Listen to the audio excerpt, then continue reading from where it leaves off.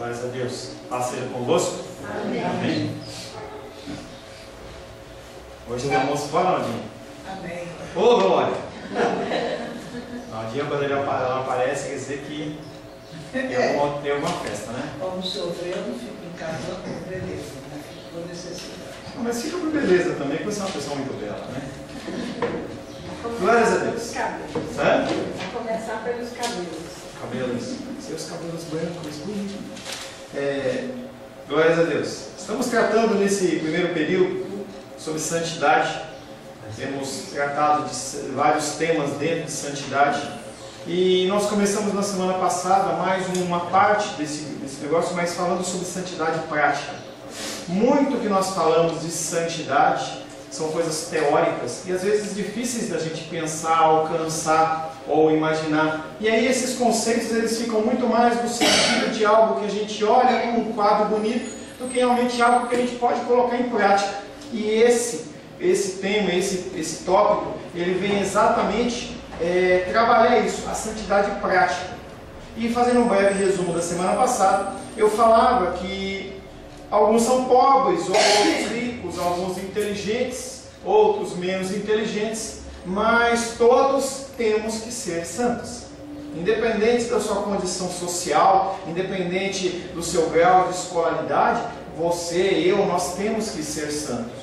E nós citamos uma série de personagens bíblicos, como Balaão, Judas, Jeú, o jovem rico que foi interpelar Jesus Cristo e outras pessoas, e nós tratamos falando que essas pessoas, apesar de estarem inseridas na Bíblia, elas não são santas, porque elas tinham uma série de características exteriores, mas a parte interior dela era maculada. Isso acontece bastante nos evangelhos, quando Cristo confronta os fariseus, dizendo que eles são sepulcros caiados. E aí nós começamos a citar elementos da santidade prática. A primeira que nós citamos foi a santidade, é o hábito de ter a mesma mente de Deus, à medida em que nós tomamos consciência ou conhecimento das Escrituras. Não nos é exigido que nós hajamos de uma maneira diferente do que aquilo que já nos foi concedido como conhecimento. O Senhor não leva em conta os tempos da ignorância, e nós somos ignorantes até que o conhecimento nos seja revelado.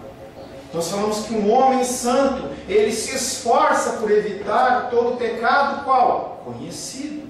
Então, no primeiro momento, você tem que buscar este conhecimento. No segundo momento, você tem que colocar isso em prática na sua vida, se afastando deste pecado, dessa tentação, disso que pode vir a assolar a minha vida e a sua vida.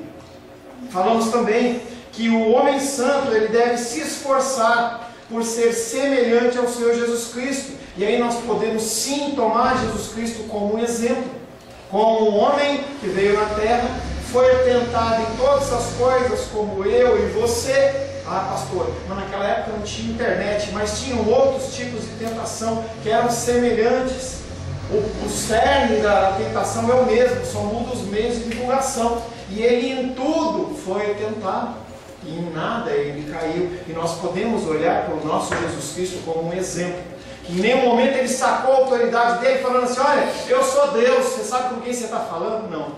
Ele padeceu, ele sofreu, ele foi humilhado, como nós somos muitas vezes. O nosso alvo deve ser tolerar, perdoar as pessoas, tal como Cristo nos perdoou. Amar as pessoas como Cristo nos amou, sempre tendo em referência a Ele. E nós finalizamos a aula da semana passada afirmando que cada situação que nós passamos, nós deveríamos colocar a seguinte frase: será que Cristo age desta maneira? Será que Cristo vai agir ou pensa desta maneira? E muitas vezes nós não fazemos isso porque nós temos o desespero de agir. Eu preciso fazer, porque se eu não fizer agora, o caldo vai tornar, a coisa vai acontecer, e a gente esquece que nós temos um Deus soberano. Aquela máxima de um vendedor chegar para você e falar assim: é só até hoje. Isso é engano. Porque se for até hoje e você parar para buscar Deus na direção de uma aquisição de um carro, de uma casa, de alguma coisa, e aquilo parar, você perdeu acesso àquilo, você pode ter certeza que não é de Deus. Ninguém perde uma chance de algo por estar em busca do Senhor dando a orientação do que nós devemos fazer. O que acontece é sempre ao contrário. Nós metemos os pés pelas mãos, porque a situação ela é urgente, eu tenho que fazer, e aí depois nós lamentamos. O homem santo seguirá a mansidão, e nós já tratamos dentro do Sermão do Monte do que é ser manso, tratar as pessoas como superiores a nós. As coisas que as pessoas fazem para nós, que geram em nós desconforto e tristeza, nós temos que entender que aquela pessoa não sabe o que faz. É uma das coisas mais difíceis do cristianismo.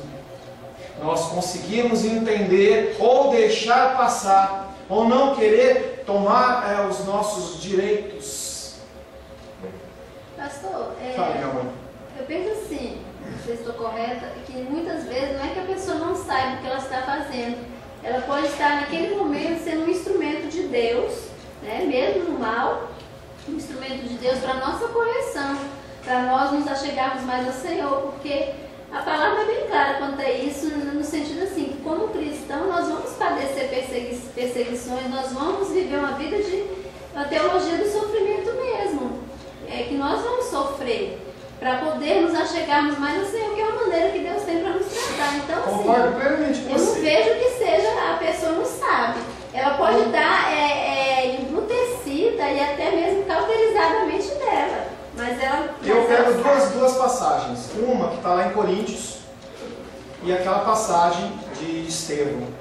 Coríntios não, Estevão e Cristo. Aquelas pessoas, elas realmente estavam com o coração endurecido. Mas por que elas estavam? Porque elas não conheciam. Esse conhecer é um conhecer que é utilizado por Deus dentro dessa forma que você falou realmente, mas a falta de conhecimento é que leva as pessoas a fazer isso. Sim, mas eu não... Uma falta de conhecimento, muitas vezes provocada por Deus, conforme isso que você está falando, da ação dele para o nosso crescimento.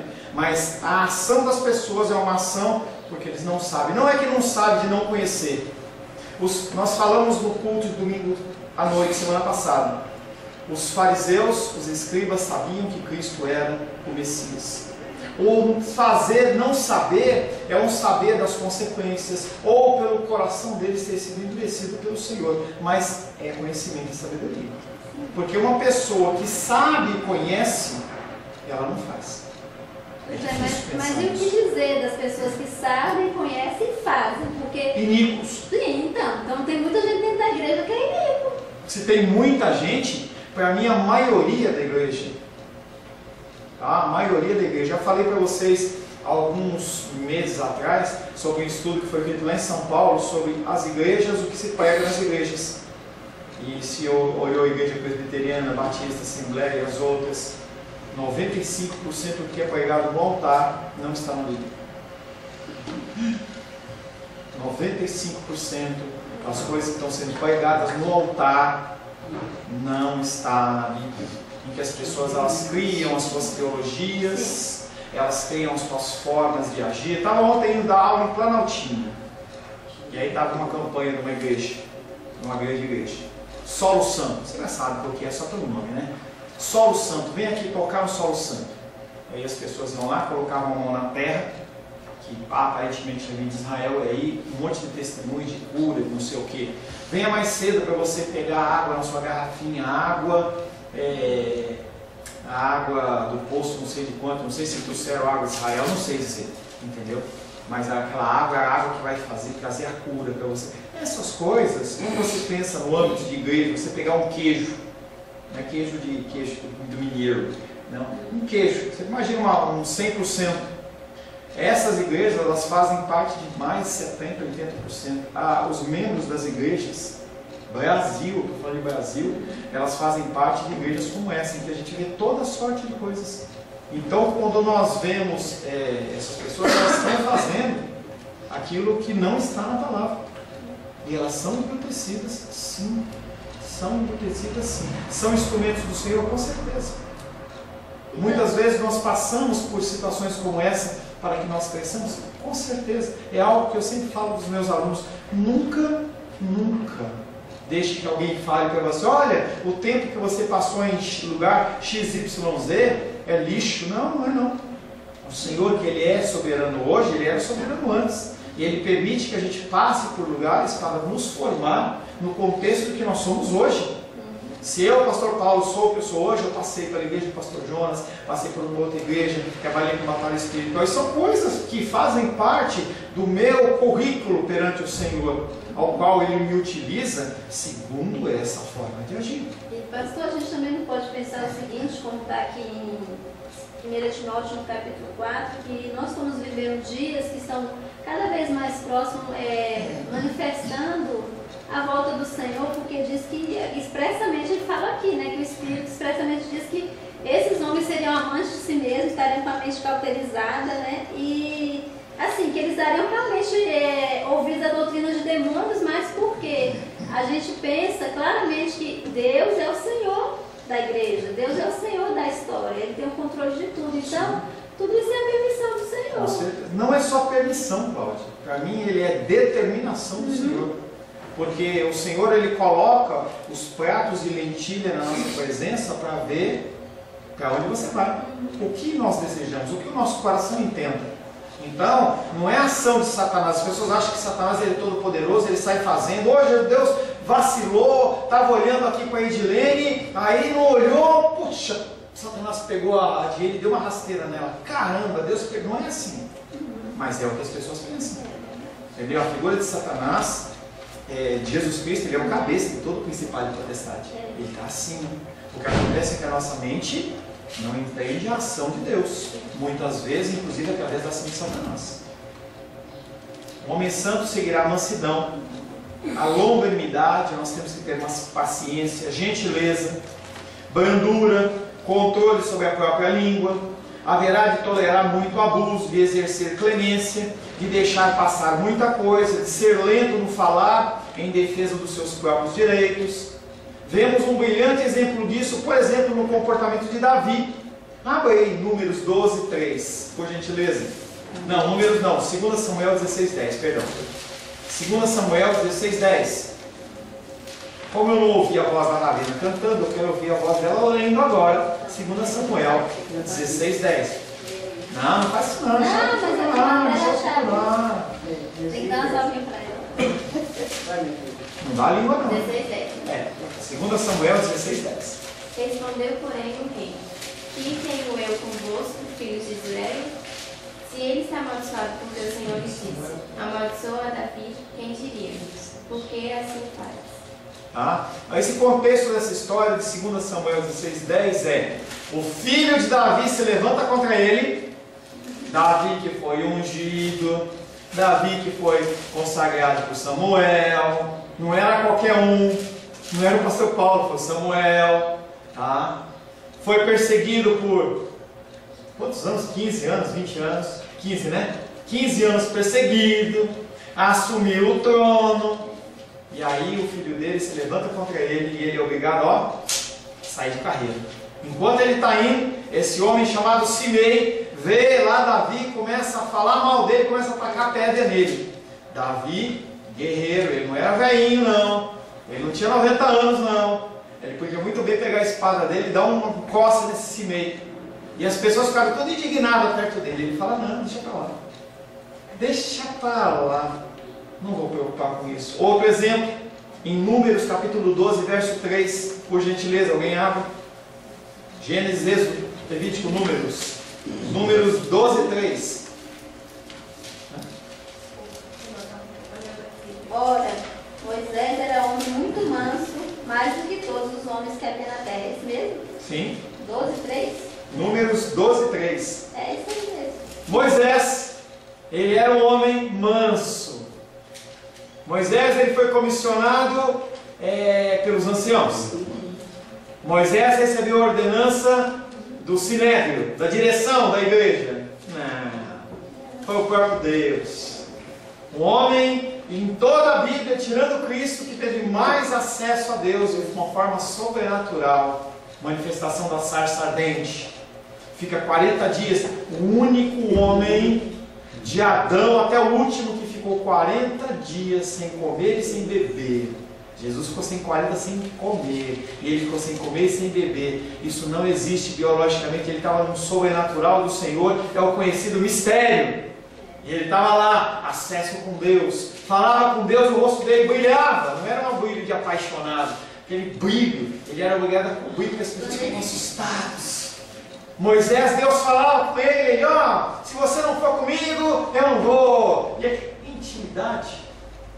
E maravilhoso é pensar que esse Moisés, que fala que era um homem muito manso, foi um homem mesmo que matou, né? Um egípcio. Como Deus é foi maravilhoso, moldado. né?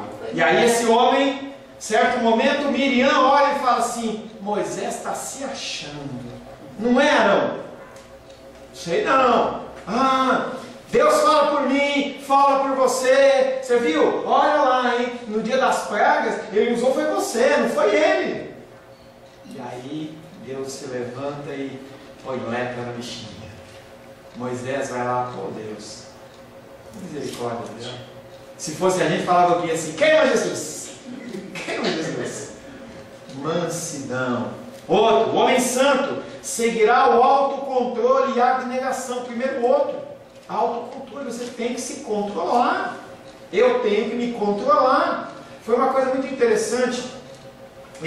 Essa ida para aqui para São Paulo, conforme eu já compartilhei com vocês, eu estava há aproximadamente 2 anos sem ver o meu pai, por causa de uma discussão familiar, em que certas coisas aconteceram, e aí eu fui para lá, e ele falou, quero conversar com você. Eu falei, vai, né? Vamos lá, né? Aí minha mãe falou, e eu falando com ela, e eu iradão, né? Aí, esquece o pastor Paulo, né? Agora eu sou só Paulo. E eu irado. Aí eu sentei, e aí ele falou, e ele falou, e eu fiquei tão tranquilo, está tudo certo, não me perverti, não falei, não deixei de falar o que tinha para falar, mas falei com tudo, muita mansidão, com muito autocontrole, evitei me exaltar, entendeu? E no final das contas ficou tudo certo. Um homem santo seguirá o autocontrole e a abnegação. Esforçar-se-á por mortificar os desejos do corpo. E como nós temos desejos? Não é ilícito. Se você está vivo, você tem desejos. Um desejo da Naldinha, por exemplo, que todo domingo, não todo, né? Porque ela gosta de reunir o povo dela, mas que pelo menos uma vez por mês levassem ela para almoçar fora, para poder vir aqui na Dominical. Pelo menos eu acho, né? Entendeu? Nós temos desejos lícitos e ilícitos. O problema é que nós temos que controlar esses desejos, em especial os maus desejos, restringindo as nossas inclinações carnais, a fim de que, em tempo algum, venha a deixá-las em liberdade. Se você der liberdade para o seu corpo, se você der liberdade para a sua vontade, vou tirar férias. Aí você vai para a praia, vai para qualquer lugar e é lícito, tire férias. Aí fala, não, mas eu não quero ler a Bíblia, eu não quero ter contato com nada, eu não quero fazer nada. Não, faço nada, perigoso. Estava lá em São Paulo, não atendi pessoas, mas preparei a palavra ali. Um dia a Rô falou assim, o que você está fazendo? Já fechei a dominical da manhã a primeira, a dominical a segunda, fechei a palavra, estou lendo, estou orando, estou buscando. Também vi meus filhos, brinquei com a minha irmã, saí com ela, mas a gente tem que tomar um cuidado para que o nosso corpo, ele não é inclinação. A gente não pode, vai caindo. Ó. É que nem sentar na cadeira, jovem. Eu não sei se a Ravena é assim. Ravena, você é a única aqui, mas novinha, então você que vai pagar o passo, tá? Não sei, Claudinha, é assim? Ela senta no sofá e vai cair assim e deita nas costas? Todo mundo faz isso. Todo mundo faz isso. Senta direito, menina! Senta direito, menino! Não é folgada, ela deita, né? Eu deito, fica só os ombros assim, né? O bumbum fica quase fora do assento. Nós somos inclinados a ser folgados. Se a gente der vazão a isso, a gente se perde. Lucas 21:34. Edilene, por gentileza. Pode ler hoje? Pode, então lê para nós. Lucas capítulo 21:34. Acautelai-vos. Toma cuidado. Desculpa. Acautelai-vos por vós mesmos, para que nunca vos suceda que o vosso coração fique sobrecarregado com as consequências da orgia, da embriaguez e das preocupações deste mundo, e para que aquele dia não venha sobre vós repentinamente como um laço. Acautelai-vos por vós mesmos. Cuidado com você mesmo, para que nunca suceda que os vossos corações fiquem sobrecarregados. Os nossos corações, eles ficam sobrecarregados. Com o quê? Coisas sem importância. A gente se preocupa porque não é importante. O que acontece é quando chega aquele dia, que dia? O dia do Senhor, o dia da tribulação, o dia da dificuldade. Ele aparece para você e te pega num laço. Por quê? Você não tem força mais. Você não tem energia, você está lidando com coisas que não são importantes. Me preocupo, olha, eu fico brigando. Tem que falar com a Ravena para sentar direitinho. Todo pai faz isso, né? Todo pai faz, entendeu? Mas se a Cláudia ficar o dia inteiro, só isso, deixa de se preocupar com as coisas mais importantes. Mas uma coisa não somos nós. A gente mantém a Luísa dentro da rédea curta, entendeu? Ontem, cheguei lá para lavar a louça, cheio de louça lá. E eu dei um gritão. Luísa, você vai lavar a louça? Aí a Rosângela falou, eu fiz que não ouvi, né? Ela falou assim, deixa quieta, ela está deitada. E eu de novo, Luísa, você vai lavar a louça? 10 horas, 10h30 da noite. Lavei! Entendeu? Se a gente ficar preso com esses detalhes, a gente não vive. A gente tem que sim se preocupar, mas não com demasia e com excesso. Tem que falar alguma coisa, querido? Você deu um suspiro assim. E quando eu me esqueço que eu estou à vontade, o que eu faço? Esqueci, para mim está tudo certo. Mas é tudo esforço e prática. A gente vai começando a adestrar o nosso ser a agir de uma maneira correta. É que nem exercício físico. Quando você fica sem fazer muito tempo exercício físico, não fiz nada na semana. Fiquei lá só no sofá. Entendeu? Quando você fica muito tempo sem fazer exercício, quando você volta a fazer, dói tudo. Mas vocês começam a se disciplinar. Mas uma coisa eu não perdi, acordar cedo. Então a minha irmã, ela acorda muito cedo, ela atende das 7 às 7. O meu sobrinho também tem aula cedo. Então a gente ficava acordando de tarde, conversando, vendo televisão e tal. Quando era 6 horas, antes do telefone despertar, eu puf. Aí meu sobrinho olhava e falava assim, nossa tio, você acorda cedo, né? Costume. Então essa folga nossa é uma folga que nós temos que identificar e começar a trabalhar em cima delas. 1 Coríntios 9, 27. Sebastião, fiel escudeiro. 1 Coríntios 9, 27.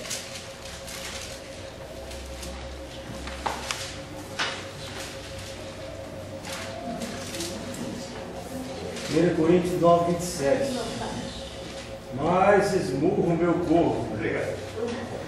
Mas esmurro o meu corpo e o reduzo à escravidão, para que, tendo pregado a outros, não venha eu mesmo a ser desqualificado. Ele alisa o corpo dele, é isso? Ele faz um cafuné nele mesmo, é isso? Naquela coçadinha. É isso? Não, ele esmurra. Ele está usando a palavra esmurra para mostrar a dificuldade que ele mesmo, como apóstolo, como servo do Senhor, tem em pregar para os outros e colocar em prática na vida dele. Porque ele fala, ó, o perigo é, se eu não fizer isso, eu ensino os outros como agir e eu, fico na boa e eu mesmo sou encontrado em falta. Um homem santo também seguirá o amor e a fraternidade. Ele se empenhará por observar a regra de fazer pelos homens aquilo que gostaria que lhe fizessem, falando conforme gostaria que lhe falassem. Será cheio de afeto por seus irmãos, dando valor aos seus corpos, às suas propriedades, ao seu caráter, aos seus sentimentos, às suas almas. Muito simples. Só olha para o outro como se fosse você. Você gostaria que agisse dessa maneira com você? Estava ontem dando aula em Planaltina e um rapaz lá, ele está falando que ele foi fazer um curso de casais, numa igreja grande lá em Planaltina. Que aí o pastor, muito engraçado, fazendo as piadas, e aí ele chegou e falou assim, olha, uma das grandes dificuldades do homem É quando ele vê uma moça muito bonita ou em trajes menores, e se você olha uma vez e você volta a olhar, e você olha com cobiça, você pecou. Ele estava na cadeira, ele se assentou, falou assim: agora eu vou aprender com esse pastor, ele vai falar alguma coisa para mim que é séria.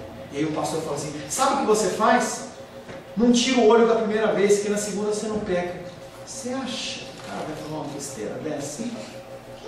Você acha que o cara vai falar uma besteira dessa? E aí ele falou comigo assim: eu queria ver, ele pegar e falar assim: então tudo bem, eu vou colocar minha esposa aqui para vocês fazerem esse teste.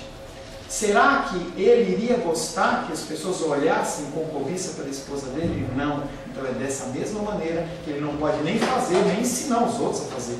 Mesmo que tenha sido uma piada muito fora de contexto.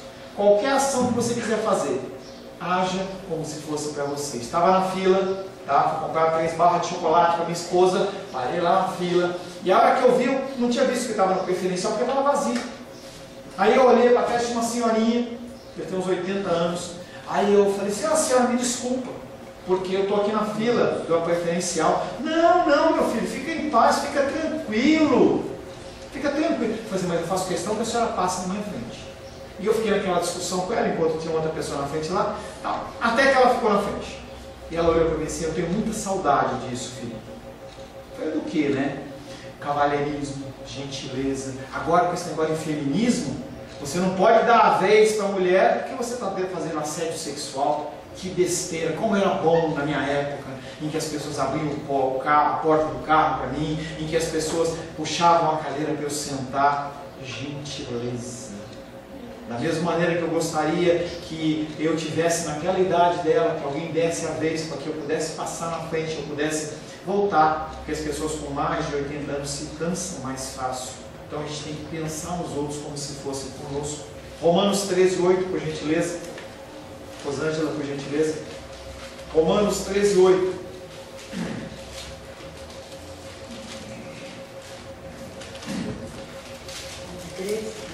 Romanos 13:8. A ninguém fiqueis devendo coisa alguma, exceto o amor com que vos amei uns aos outros. Pois quem ama o próximo tem cumprido a lei. Não se preocupa com 10 mandamentos, pode dizer, claro. Não se preocupa com ordenanças. Quem ama o próximo tem cumprido toda a lei. Ama o próximo. Ama o próximo. Você está lá comendo alguma coisa, tomando um lanche, e alguém chega para você: eu estou com fome. Você está lá comendo uma coxinha. Não vai dar uma coxinha. Compra um do cara. Sabe que você gostaria? São coisas tão simples. Se a gente for olhar, a coisa é tão simples, que é tão fácil da gente cumprir. É só a gente olhar para as pessoas como se fosse nós. Como que nós procedemos em relação a nós? Eu brinco, eu falo bastante em relação a isso. Nós estamos chegando em outubro, tá? Não sei como vai ser a programação lá, mas se, por exemplo, for feito o trabalho na favela lá com crianças, e eles forem comprar presente para as crianças, aí eu chego para vocês e falo assim: gente, nós vamos comprar brinquedos para as crianças da favela. Cada um, por favor, nos auxilie e compre dentro da sua possibilidade. Aí a pessoa vai comprar que presente? Eu lembro que algumas igrejas que eu passei, como eu tinha isso, a pessoa colocava aquele sacão daquelas bolas de plástico, que se apertar fura. Será que a pessoa compraria aquela bola para ele? Aquela boneca, sabe? Ela fica assim, ó. Vem aquela boneca que não abre o olho, está com defeito, a pessoa com o olho assim, e você dá uma pancada, ela abre o olho. Será que você compraria uma boneca dessa para você ou para o teu filho? Não estou dizendo para você comprar um Nintendo 3D, não é isso que eu estou falando. Eu estou dizendo para você que a gente tem que ter esmero pelas pessoas, como nós temos por nós. Como nós temos por nós, como nós gostaríamos de ser tratados. E nós vamos ter, se Deus assim permitir, essa oportunidade de abençoar essas crianças. Nós temos a oportunidade de abençoar vidas com alimento. Eu falo para vocês todo domingo. Mas está na hora de eu parar de falar e você começar a se conscientizar que você come todo dia, toda semana, e também as pessoas da favela precisam de alimento. Não custa nada você cair na sua... Você tem que lembrar, será que seria interessante você abrir o teu armário ou a tua geladeira e ter só água lá? Essas pessoas muitas vezes não têm nem a geladeira. Ele haverá de abominar toda mentira, calúnia, maledicência, desonestidade, negócios injustos, até mesmo quanto às menores coisas. Mas pastor, isso é tão pequeno. Pois é. Para Deus, você roubar uma agulha ou roubar $1 milhão, é a mesma coisa. A intenção. As consequências são outras. Tá? Ninguém vai te prender por 30 anos porque você roubou uma agulha, eu acho. Tá?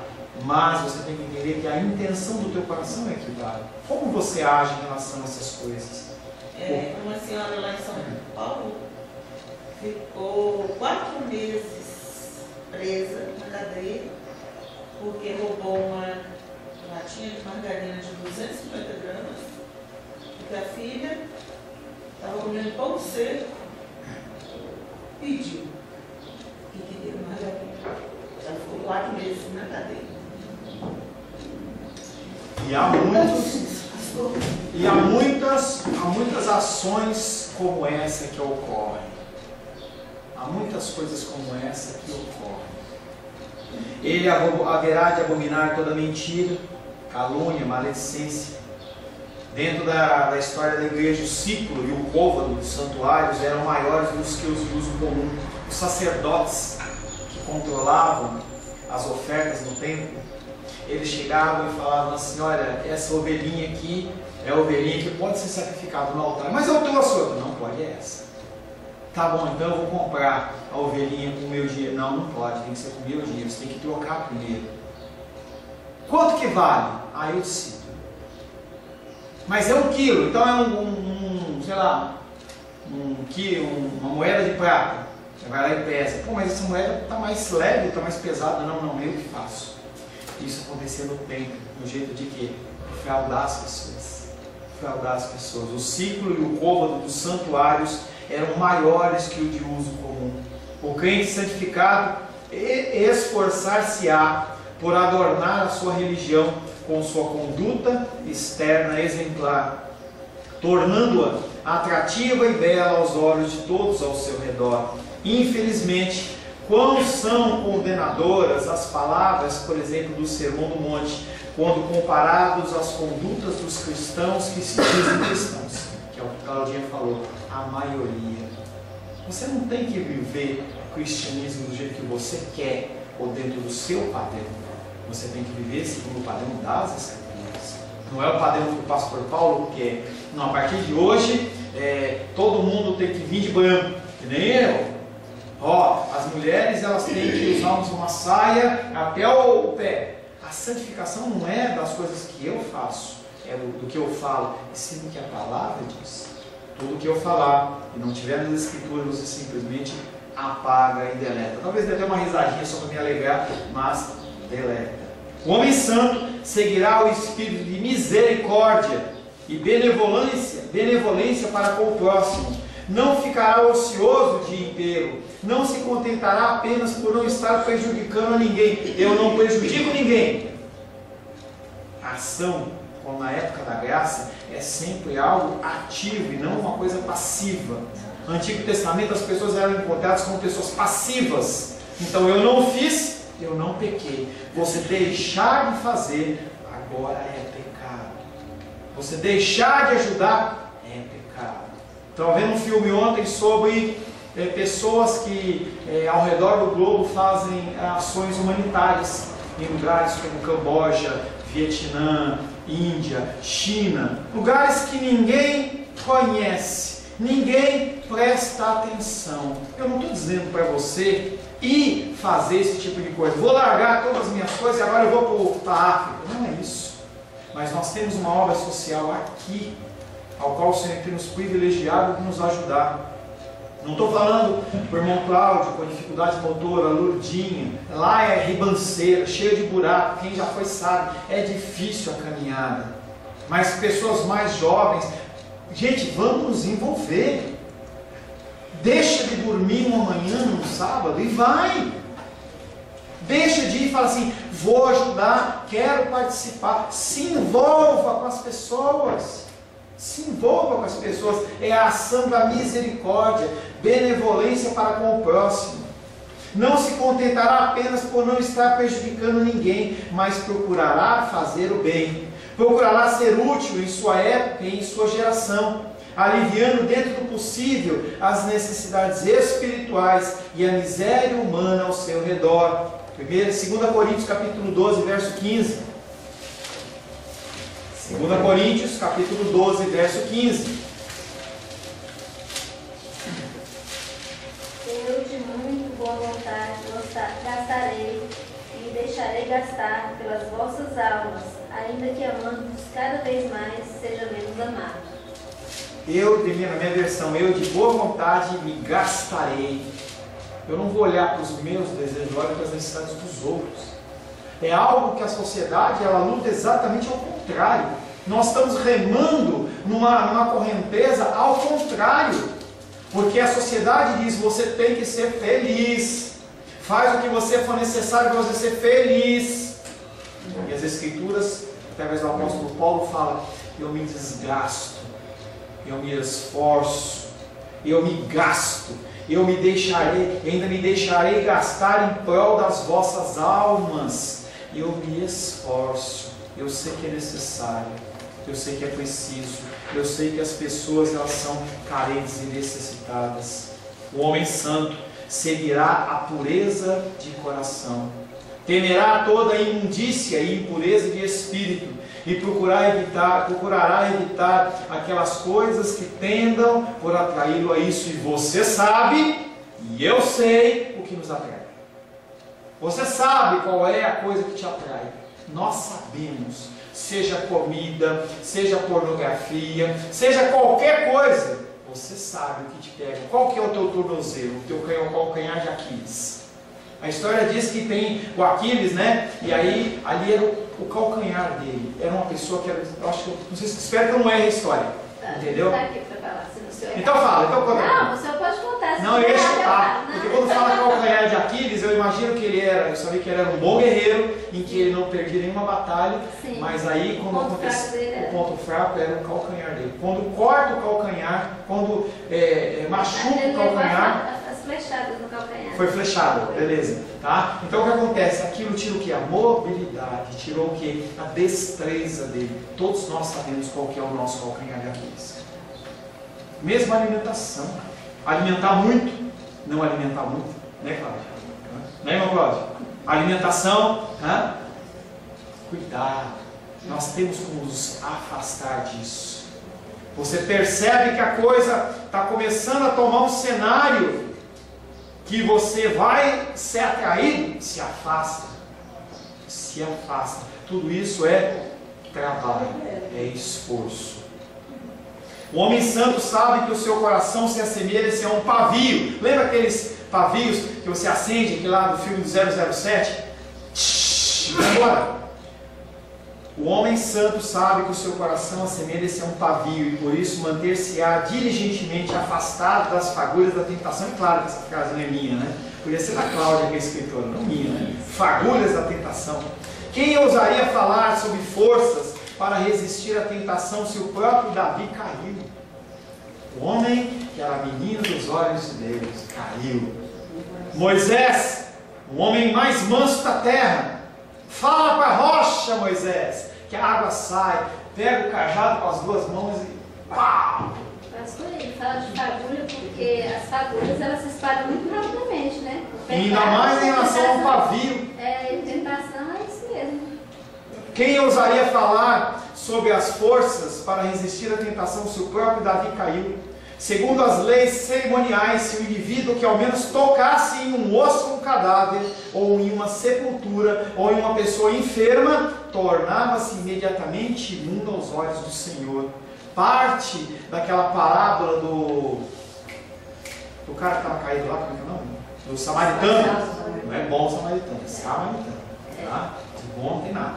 Tá? Samaritano. A ideia ali é, o sacerdote passou, o levita passou e não tocou porque havia uma lei cerimonial dizendo que se ele tocasse ele estava imundo e ele tinha que se afastar um tempo. Mas a pergunta que fica é, o que é mais importante, a lei cerimonial ou a misericórdia? Que que é o de Jesus Cristo, toda vez batia. Por que toda a cura de Jesus era no dia do Senhor? Ele estava mostrando para as pessoas: existe a lei, existe a ordenança, sim, mas a misericórdia suplanta todas essas coisas. Por isso que ele dizia: eu sou acima dele, eu sou dono do dia do Senhor, do dia do sábado. E as pessoas, elas não conseguiam entender, porque a pessoa, ela quer uma regra. Então como é que eu faço para ser santo? Você vai na igreja.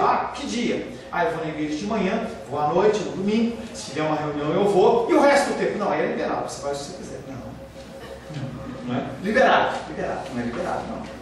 Segundo as leis cerimoniais, se o indivíduo ao menos tocasse em alguma coisa como essa, uma pessoa enferma tornava-se imunda aos olhos do Senhor.